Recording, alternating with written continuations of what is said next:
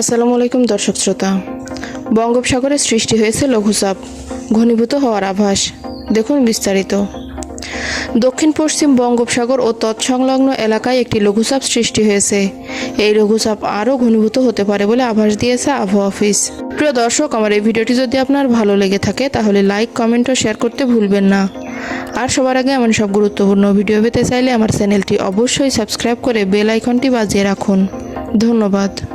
বুধবার সন্ধ্যা 6টা থেকে পরবর্তী 24 ঘন্টার পূর্বাভাস বলছে, আজ বৃহস্পতিবার রংপুর, রাজশাহী, ঢাকা, ময়মনসিংহ, খুলনা, বরিশাল, চট্টগ্রাম ও সিলেট বিভাগের 2-1 জায়গায় বৃষ্টি হতে পারে। সেই সঙ্গে বয়ে যেতে পারে অস্থায়ীভাবে দমকা বা ঝোড়ো হাওয়া। আশঙ্কা রয়েছে বজ্রপাতেরও।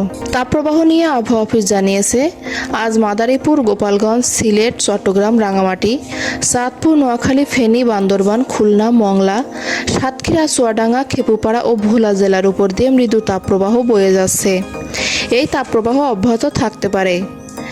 আজ সারা দেশে দিন ও রাতের তাপমাত্রা সামান্য বৃদ্ধি পেতে পারে। এছাড়া জলীয় বাষ্পের আধিক্যের কারণে অস্বস্তি ভাব বিরাজ করতে পারে।